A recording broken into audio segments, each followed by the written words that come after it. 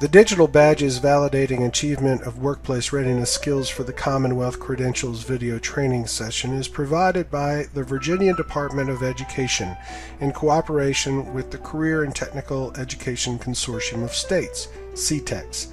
I'm Darren Morris, Instructional Designer for CTECS.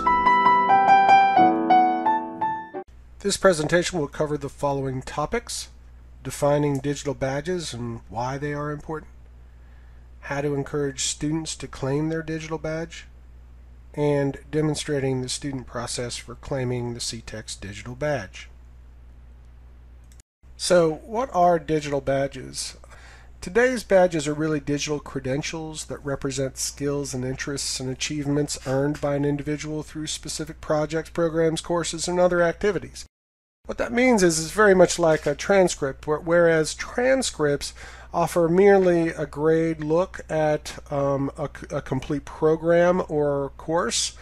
Badges allow you to get down on the micro level and really talk about what a student has done, what they've excelled in through their educational experience, and offers accessibility and portability in a way that the transcript really can't do, or the degree that's hanging on your wall just cannot do.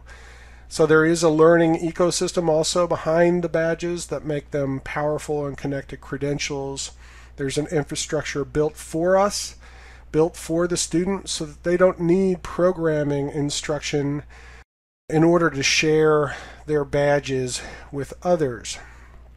Now, within this ecosystem, it is made up of issuers, which are people like us, CTECS, who has an interest in adding value to the student's educational experience. You have badge earners, who are the students themselves. In this case, anyone who passes the Workplace Readiness Skills Assessment with a 75% or higher has the option of getting the digital badge. And once they get that digital badge, they can then share it with consumers. So consumers are anyone that the digital badge is shared with, and hopefully they click on the badge, they open it up, and they are exposed then to evidence behind it. So why are digital badges so valuable? Number one, we see digital badging as an emerging trend in education. If they aren't doing it now, they will be doing it for the rest of their educational lives. Number two, we think it's perfect for career and technical education students because CTE is all about competency-based education. When a student achieves the competency, they are competent and they can move forward. Why not go out and publish or publicize their completion of these different components? When students begin to gather a number of digital badges, they start to indicate career pathways, which we think is very helpful for post-secondary educators and employers. Plus, the students, I think, more importantly, can share their digital badges anytime they want and with whomever they want. We think this puts the power and the control of their own educational experience in the hands of the students. So what do we mean by evidence of the digital badge? When the digital badge is shared, an employer or post-secondary educator, for that matter, may click on it and take a look at it. What it does is it provides, in the case of workplace readiness skills, the actual skills list. So they can see those 21 skills. They know what they are then. They can even see the research behind that skills list and the reasons it was created. It also provides evidence of who actually endorses the experience, meaning, in this case, Virginia Department of Education. But on our workplace readiness skills assessment digital badge, we also have Idaho and Maine and Nevada, because they are states who also use the workplace readiness skills. Further, the digital badge is personalized. It has the student's name and the date on which the badge was earned.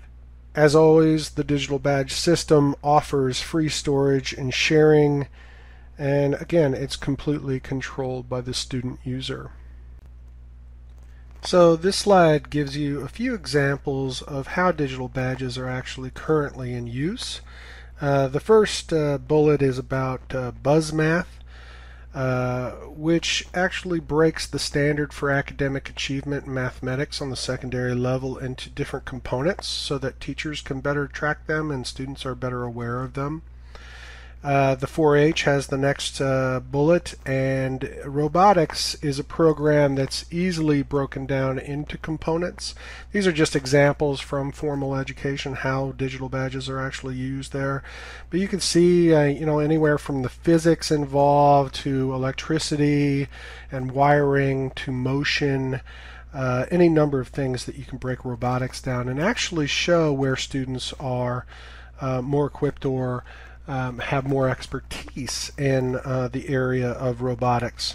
The next one is the National Museum of Natural History's Smithsonian Learning Times, where the museum has started to engage with otherwise passive visitors to give them an experience that they can actually chart and document and be aware of. The interesting thing about this is that this and other programs is that when the passive visitor is given a chance to prove their skills in the form of a digital badge, they actually do it. They actually complete that, and they are incentivized, and this is the case with all digital badges, they are incentivized to get more digital badges. And this is a good idea for lifelong learning. Also, the last one is about badges for vets, and it really is about closing the gap between vets and how they prove their experience, their professional experience through their time in the service, to HR departments.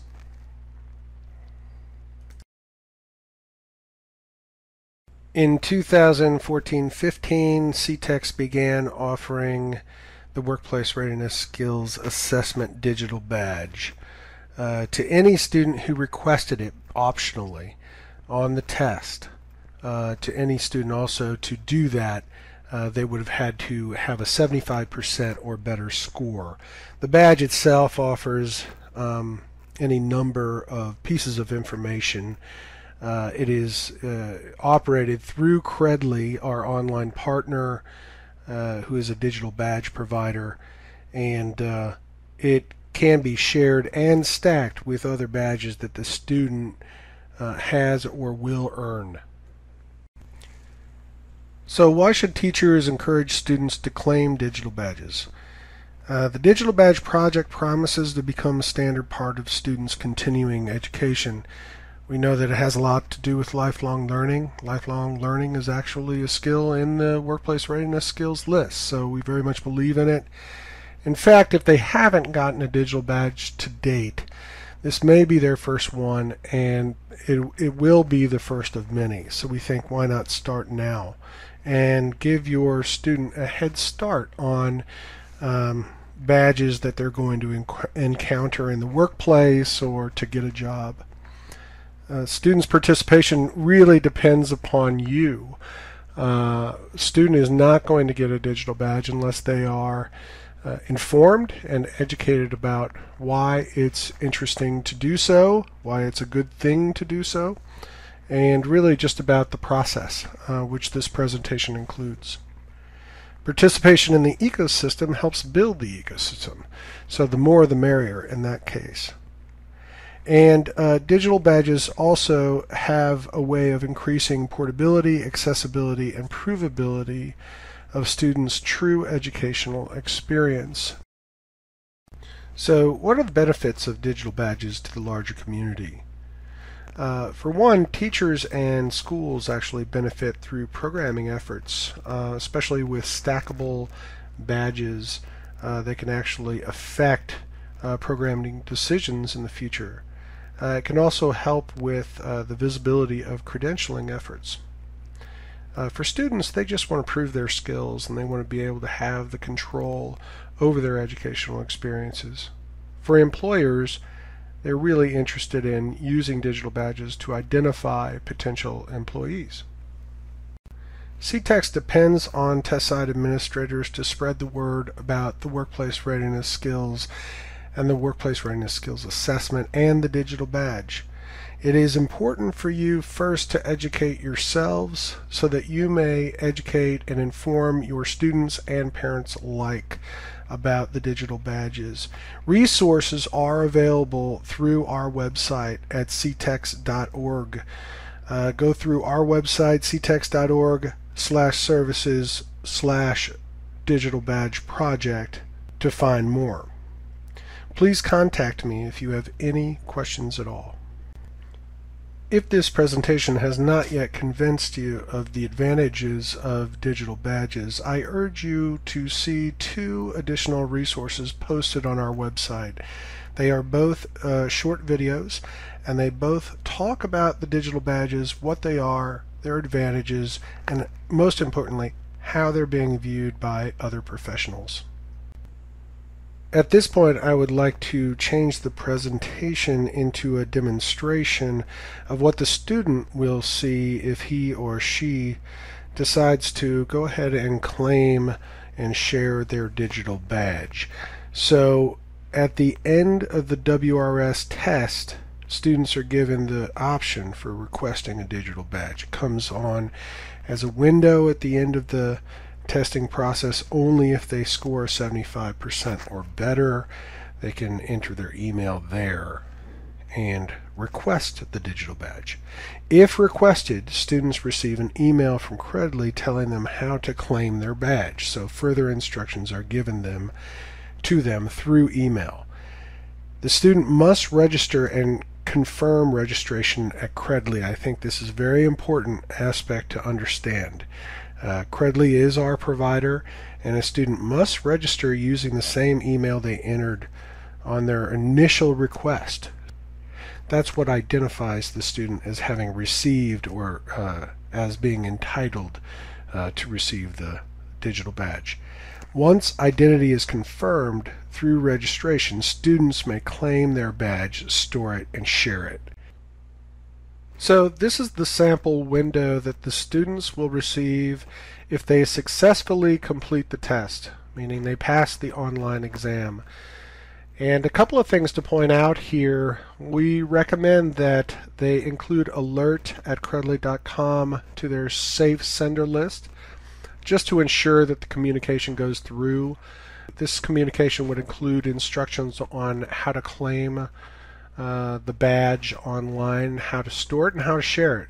The student then, if they choose to request the badge, must enter their personal professional email into the box in the middle of the screen and then hit the button for request a badge.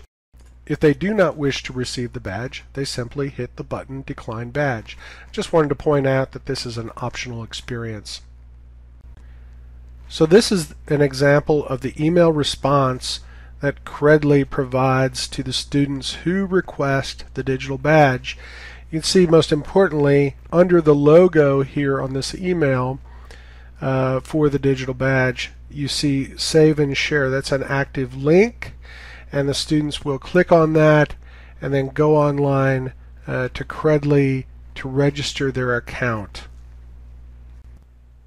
Once students arrive on the Credly site, they should click on Not a Member Yet, Sign Up Now. This begins their registration process. So here we are at the Credly site where the students will go after they click that button in the corresponding email. Here's the URL up here. They will be on the Create Account page, in which they will enter the same email that they used to request the badge initially. They will enter their first name and last name again as it appeared on their test ticket for ESES.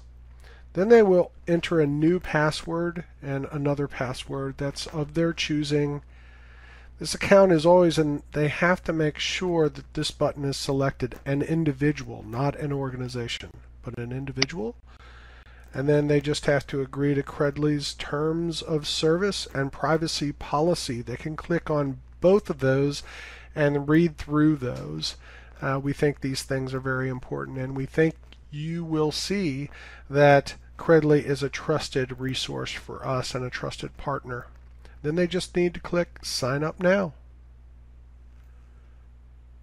So once a student registers the account, they will be sent another email from Credly just to verify. So they need to get back to Credly just to ensure that the email they entered is the same as the one they used to request the initial badge. So now once they click on that through the email, they will be registered on the site. They will use their login to go into their own site within Credly, and this is an example of that page. So I'm using my demo account here just to show it off, and it defaults then after they claim the badge. I've already claimed this badge, but students will have a message waiting for them for the first time they go in saying, you have a badge you can claim that's available to be claimed, and you just click here, claims it, stores it, then accepts it.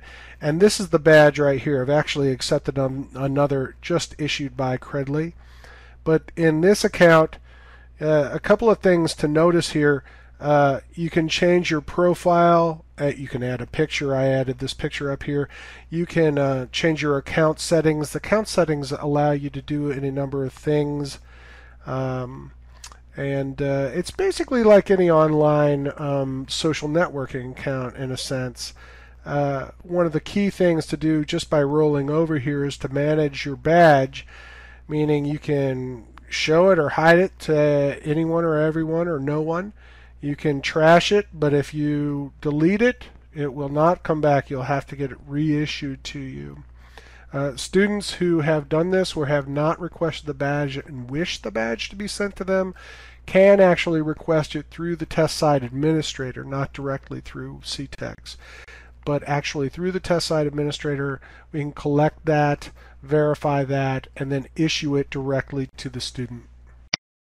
Also, they can go into sharing the credit on these particular sites. Now, something to remember here, this is LinkedIn, Twitter, and Facebook, is that they have to be registered. They have to have accounts set up in these things already. We think that many students do already, professional accounts as well as personal accounts.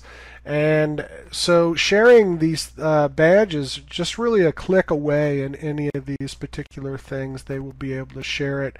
Mozilla Open Backpacks is a little bit different. They have to do that through the account settings because there's not an automatic connector out there. But Facebook, Twitter, LinkedIn, these are fairly universal things that are programmed in to be shared, but again, always optional. Students can do everything or nothing with these badges. They can also put them into their own, a link for their badge into their own account. But I wanted to show you more specifically what the badge actually looks like. So if you click on the CTECS Workplace Readiness Skills Assessment badge, this is what they'll see. Now notice that it is coming directly off of our own website, and students, I think this reassures students of who the issuer is. It's actually us, not Credly. We're working with Credly to be able to do this, but we are definitely issuing the badge, CTECS that is. So they can see the title, the icon, who it's issued to, when it's issued to, so it's personalized there. They can see the issuer again, and now they have links. So if the student is looking at their own digital badge, like I am looking at mine here, or if an employer is looking at it, or a post-secondary educator is looking at it, they will always see this page. The student has their own page. This is mine right here. So that's basically the link they get, and it's this professional, sort of graphically well-represented thing that comes to them. they can click on any of these and unpack it even further. So when I talk about unpacking the details of a badge, this is really what they see. Not just a title and a date issued, but real data. You can even get the states who are using the digital badge, or the workplace readiness skills, that is. Also the research behind it. You can see the skills list itself right here, and links to the workplace readiness skills introductory guide and the assessment itself, and the blueprint for the assessment. Again, here's the research. We have additional links below. Again, if there's any questions about this, please contact me.